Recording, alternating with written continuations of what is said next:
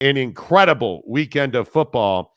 How transformative was this weekend in the Big 12? Because I think now the question has to be asked.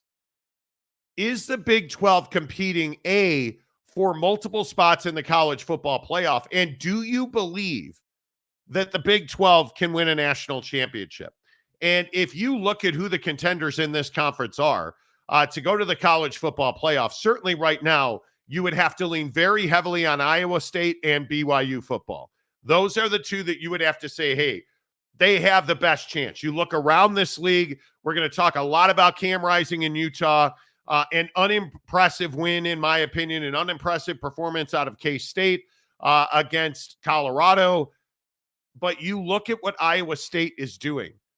Iowa State is dominating teams. You look at what BYU is doing with a less than efficient Jake Retzlaff at quarterback. They're dominating teams with their energy and their defense. Those are the two teams, in my opinion, that this conference is really built on. But if we are truth-telling, here's the biggest question.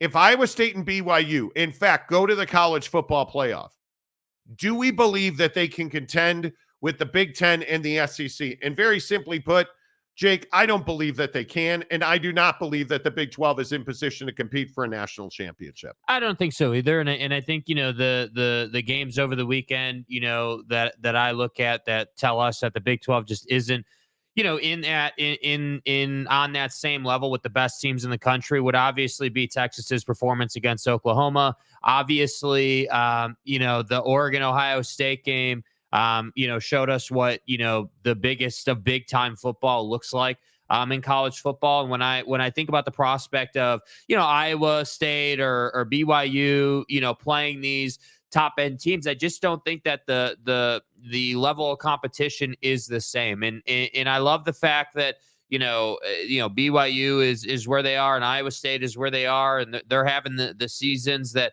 maybe people weren't sure they were going to have this year. Obviously BYU is overachieving. But at the same time, I think we have to be honest about it. We have to say, if BYU matched up with Oregon, I think we'd have a very different result in Autzen. If Iowa State matched up with Texas, I don't think that would even be a 2-score game, in my opinion. I think Texas is just that much better.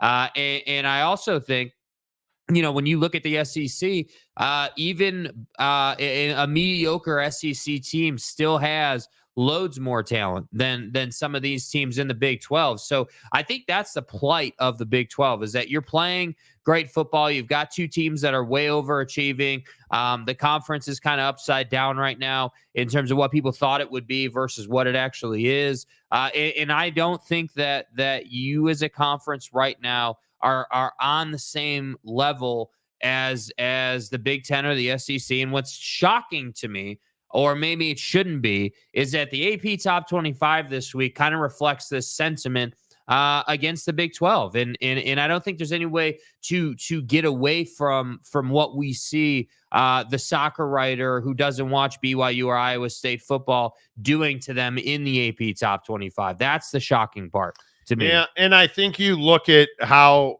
dominant the Big Ten is right there with 2, 3, 4.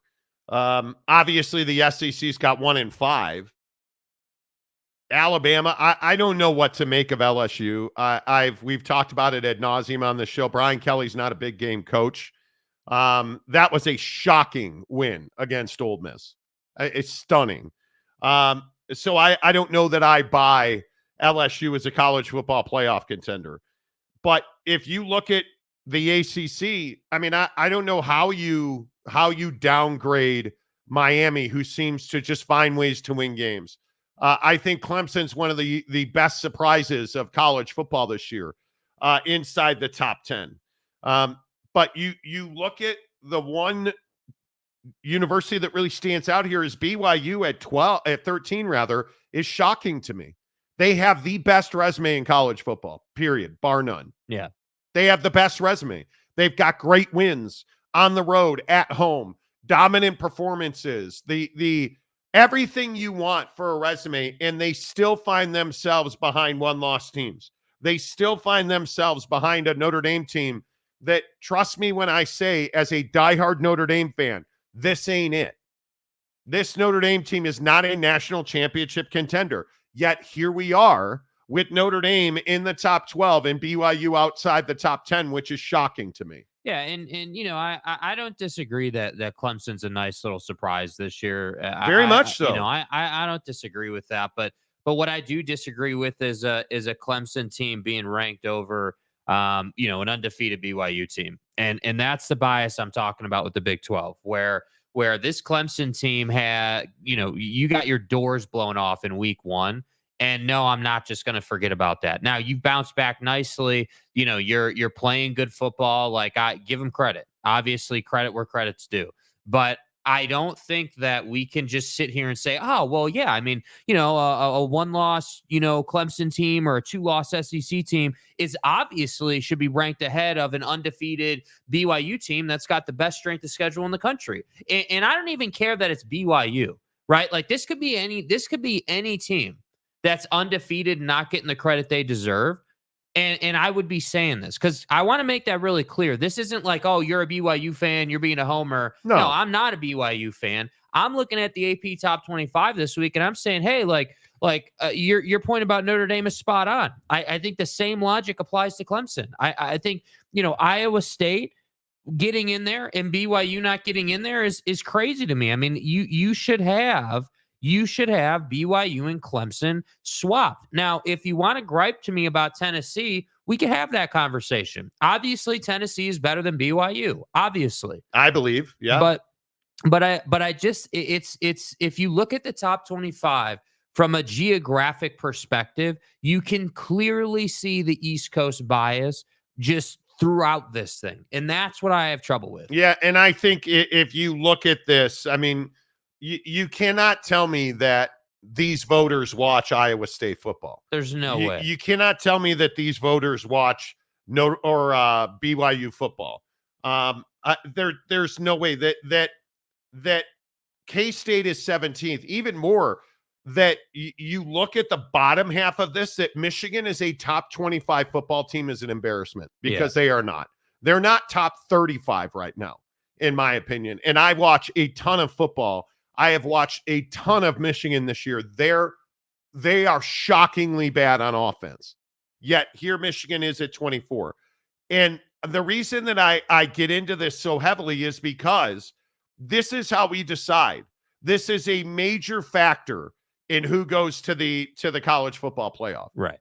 And I just find it shocking. As far as opportunities to go and play for a national championship. Listen, I think you all know that I'm a big fan of Jake Retzlaff's personally. But if he's going to complete only 60% of his passes, you could just go home right now. Just end the season right now, because this team's only going to go as far as Jake Retzlaff's efficiency is. He's far too inaccurate for this team to win quality games and to do it in a fashion that, can you imagine this team going to, the college football playoff against the Oregon team that we saw win by meltdown of Ohio State over the weekend? I cannot imagine this team going to Autzen and winning. I cannot imagine this team going to Austin, Texas and beating Texas. I cannot imagine this team going to Bama, Georgia, the U, any of the best teams in this country, unless Jake Retzlaff is going to throw for 65 to 68% of his passes complete. If he does not complete at a much higher percentage, this team will not win. Period. Because the offensive line is holding up even without Connor Pay at center for BYU. The offensive line looks great. You're getting an unbelievable performance out of your wide receivers. You're getting an unbelievable performance out of this secondary. And Jake Retzlaff is going to determine where this club goes. I love the guy. I think he is one of the reasons they are undefeated. But now you're 6-0. You're bowl eligible. And I hope people understand this, that BYU at 6-0 is exercising a lot of demons. BYU fan has felt like for over a decade that nobody wants him, nobody respects him, They're not deserving of nice things in Provo because you couldn't get into the Pac-12. You were told you weren't good enough. You're the weird Mormons and your non-caffeinated beverages and your refusal to play on Sunday. We've heard it all. And now this team is 6-0, and they are arguably the best team in a Power 4 conference, and they are on the verge of something historic at BYU. And Jake Retzlaff's going to determine whether or not they can earn a spot in the college football playoffs. Now, if you're Jake Retzlaff, isn't that what you want? I'm sure it is. I am certain that it is. But for once, it's not BYU's drop 8, rush 3 defense that's going to keep them out of anything nice. It is going to be how good Jake Retzlaff plays football. I believe in the kid. But I think, the play calling at BYU's got to be exponentially better. There's got to be more cohesiveness. You've got to run the football more. You've got to run more RPO. That's going to determine BYU's fate. And then I flip around and I look at a team like Ohio State. Didn't we get what we all knew Ryan Day was as that game was coming to an end?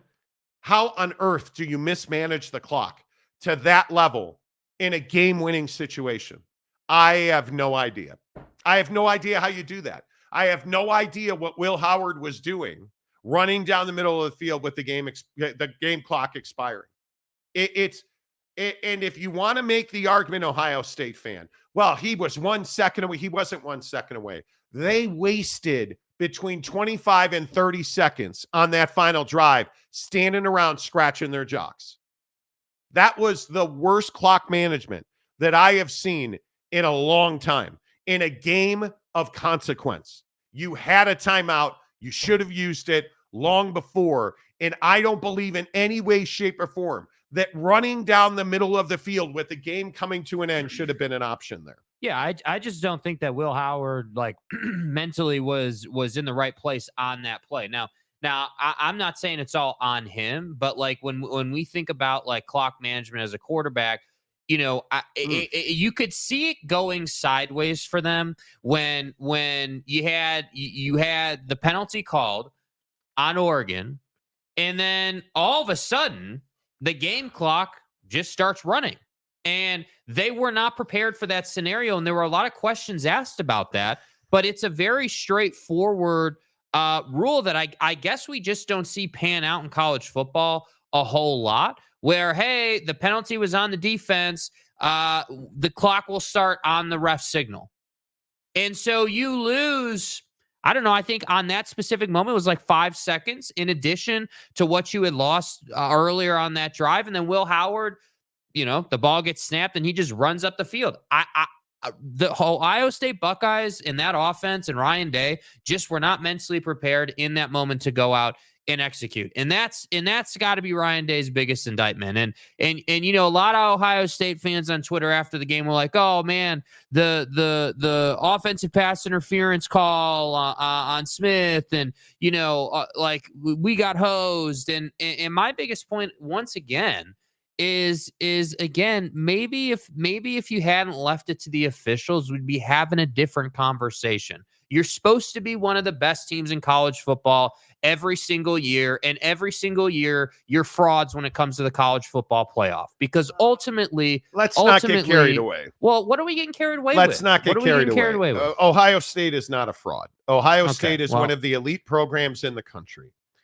And Ryan Day is a problem at Ohio State now. There's no other way to describe it. The OPI, it's textbook pass interference. He pushed the wide receiver, the DB off the wide receiver did. And I love my guy. I say he's the best wide receiver in the country. That's offensive pass interference. And the biggest issue here is you've wasted so much clock in the last 60 seconds of that game.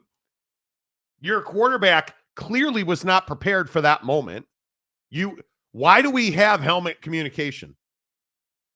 And some of this certainly goes to Chip Kelly, but ultimately at the end of the day, Ryan Day is the reason that they lost this game, in my opinion, because you did not manage the game at the end and the clock expired while you were in field goal range.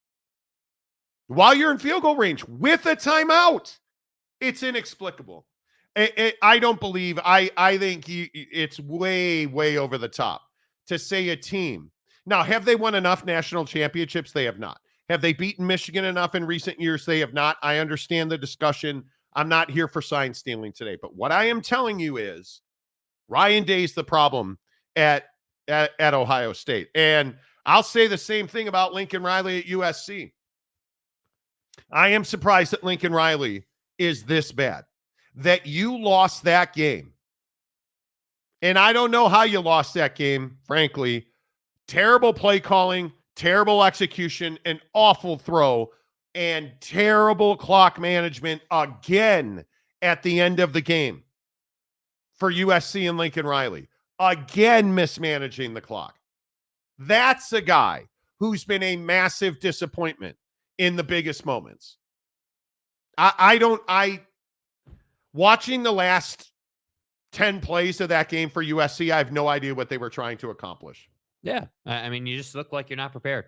You look like you're playing Penn State, dude, at your place. And you can't clock manage. You can't execute at the end of the game. Like, did you really think that you were going to be playing a game where you were going to be ahead late? Because I don't think anyone else thought that. Like you look at the way this team has tackled the last couple of weeks, it's not been good. So going into this game, you knew that you were going to have to outscore Penn State. You knew that the way to win this game was, hey, we're going to have a big day offensively and get out in front of this team and then hopefully hold them off late. And again, I just, you like with whether it's SC and Lincoln, Ryan Day and Ohio State, like I look at college football this weekend and we know who the haves are and who the have-nots are. And like, again, I've been on the train since early in the season. Texas handled their business, right? Like they came out. Now, Oklahoma, not a good team. We all agree on that. Okay, I'm with that. But I just feel like I'm tired of talking about Lincoln or Ryan Day or Brian Kelly, like these head coaches who seemingly are always in the mix, always around the college football playoff. They just can't go and get that big signature win. Like, what would we be saying if Ohio State had won that game? Well, we'd be saying Ohio State's the best team in the country. They've got the best win in the country going to Autzen. And you didn't win that game because your team lost their composure in the final, minute of the game. Like that game was winnable. Like you had that game. And I look at SC and it's the same thing. Like you were in a position to handle that game a little bit better down the stretch, and it just didn't happen for you. You didn't do a good enough job in that area. So is it over the top to call Ohio State a fraud? Maybe.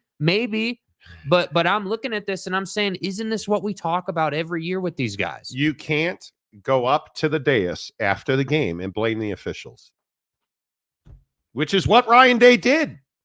He said that the officiating cost them the game. No, coach, it didn't. No, it didn't. One call. Was that a huge call? Yes, because you complete a pass, you're in field goal range, you're kicking the field goal. I get it. It was offensive pass interference. It's the right call. What cost you the game is you were not prepared you didn't have a play. And I know he's got it in the playbook. I have talked to so many coaches who have a play sheet that includes under 10 seconds, one play for a score. Mm-hmm. Under 10 seconds, one play, field goal range.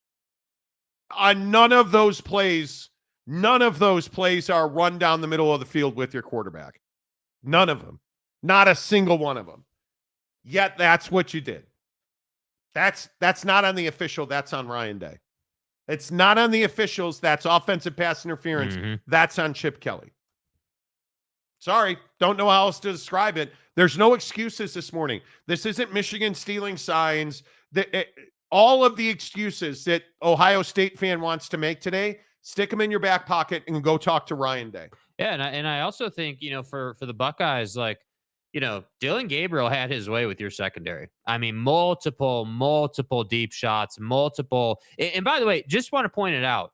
Dylan Gabriel, just as a dude, like as a quarterback, deserves a lot of credit. Like his deep ball game is crazy good. Like on time, in stride, right where his receiver can get it. Give the guy a lot of credit. But yeah, I would agree. Like, I think that if you're Ryan Day, like, you got to ask a lot of questions about, like, I would be asking a lot of my coordinators this morning. I would be saying, hey, why did we not make more adjustments defensively in the second half to hold down those deep shots? Ask those questions during the game. Yeah, I guess. Like, this is what we tend to do. And I'm not talking about you. What we tend to do is we show up on Monday and we're like, well, guys, why didn't we make those adjustments during the game? I don't know, head coach. Why didn't you make those adjustments during the game? Yeah. It's Oregon, Ohio State. It's likely the only game of the year that you had to win. You win that game, you're winning the Big Ten championship. Yeah, and that's the case for Oregon. Now you've got to go and reprove yourself. Ohio State is exponentially better than Penn State. Does that mean that they're going to beat Penn State? I don't know. I am not a believer in James Franklin. I am not a believer that Penn State went out to Los Angeles and was just simply better than, or I love all the pundits who are like, they stole a win. They didn't steal a win. It was handed to them. 100%. USC, and the truth is USC is arguably the second best team in this conference because USC has all the talent in the world. They just can't get their head out in the last 5 minutes of games. We've seen it multiple times where they've had mental mistakes. I don't know how you throw that interception. I don't. But again, my guy, Jeremiah Stewart or Jeremiah Smith, who I think is the best wide receiver in the country, that's offensive pass interference. Yeah. It is these moments in time, especially in college football games. Yeah. It's these moments in times that determine wins and losses. And you know what? You want to talk about an individual that you got to talk about? It's time. Is it time for Utah to move on from Cam Rising? It is time. Yeah. And I feel sick for the kid. He came out. He was throwing the ball well. And then what was it? I think the third or fourth snap of the game, he essentially broke his ankle. I don't know how he stayed in the game. But they should have taken him out. Because Cam Rising was playing on one leg, and you got physically dominated by Arizona State. Facts. Here's the problem for Utah fan this morning, and I think you guys know I'm very blunt about wins and losses. Cam Rising was not good in that game. Is that why you lost to Arizona State? No. You know why you lost to Arizona State? They beat your ass up and down the field. Yeah. They ran you over repeatedly. They ran you over. They just physically moved you off your spot in the trenches, and you couldn't make a one-on-one tackle in the hole. That right there is why Utah lost the game.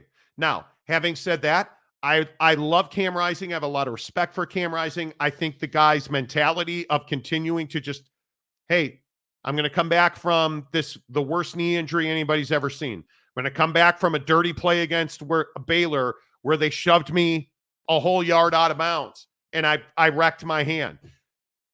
That's great. It's time to move on because Cam Rising is not capable of staying healthy. Cam Rising is, again, I will say, not the reason that Utah lost to Arizona State. But they had a better chance to win that game if Isaac Wilson was under center for Utah. And as disappointing as it must be to be a Utah fan this morning, and I totally understand that, I think Kyle Whittingham is acutely aware that it would be a dereliction of duty if you continue to run this version of Cam Rising out there, unless he shows you some remarkable comeback. Because throwing the ball is not the problem. The problem is he can't drive off the back leg to throw the football. The hand is not the issue. Now it's this ankle that I don't know how that ankle doesn't break in half. Yeah, that was gnar. That was, your feet are not supposed to bend that way. And yet they left him in the game. And this is one of the few times what were you doing, Kyle? Yeah, and What were you doing? I think that the hard part too with this Cam Rising conversation is now you're a 2-loss team, and it kind of feels like whether it is or it isn't doesn't really matter for Utah right now. It No. feels like your season died Friday night, and I think that is the biggest thing to me that says, hey, we need to run Isaac out there the rest of the year because he is the guy moving forward. You've lost 2 straight games to 2 not very good football teams. Yeah. Now, Arizona State is a physical football team. But don't mistake. And I understand they're 5-1, and I understand that people picked Arizona State to be dead last in the league. Yeah. Their wins are Wyoming, who's terrible, Mississippi State, who is terrible, Texas State, Kansas, who is terrible. Yeah. And now Utah, who is not very good. So am I ready to sit here and say that Arizona State is somehow this world beater? Bad news, Tempe, you're not. But this game was far more about Utah than it was about Arizona State. Mm-hmm. And I have told you repeatedly, it's bad for business to question Kyle Whittingham because you're often going to be wrong.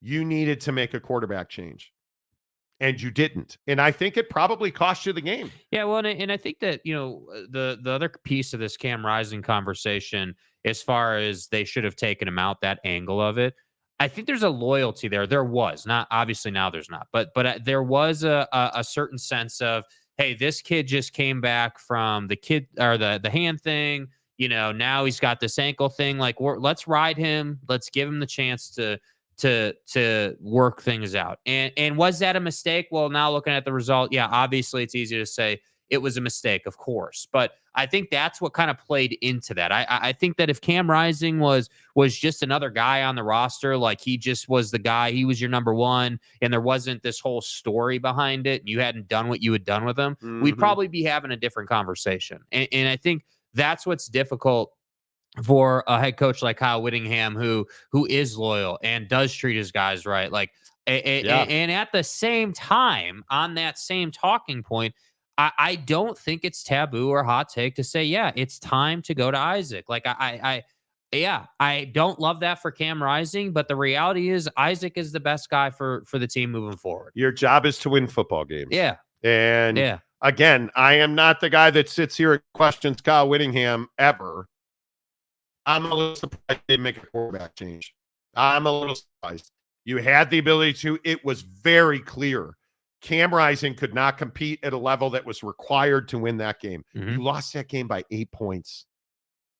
You lost that game by 8 points. And I tend to agree with you. Your point about hey, you got moved off your spot and couldn't make a tackle repeatedly. That's the part that if I'm a Utah fan, that's the part that I'm a little more concerned about. The quarterback thing is the quarterback thing. Injuries versus young kid. Okay, that's a conversation that everyone's going to have a different opinion on. But what we can't have a different opinion on is that you can't tackle that poorly, and you can't have that poor of defensive line play and think that you're going to win a ball game against a team that has a massive, I mean, massive chip on their shoulder and is looking to shut people up and prove people wrong.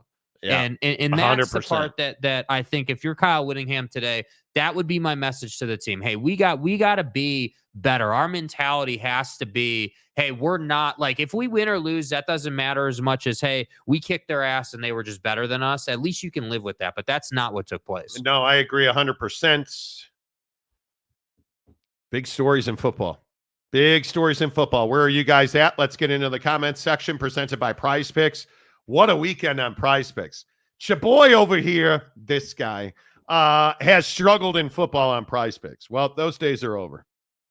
Those days are over, and I would just like to say how thankful I am. Frankly, that when I look around this league, my heartfelt, absolute thankfulness around Joe Burrow sucking out loud, throwing the football, it just makes me money. His number was 246.5. course I took less. Of course I took less. Because he went 208 yards. Joe Burrow. Jake's guy, Joe Burrow, who is this amazing quarterback. And, oh, my God, Joe Burrow. Didn't you say he's the greatest quarterback you've ever seen? Joseph Lee Burrow. Ever? Said he was playing better.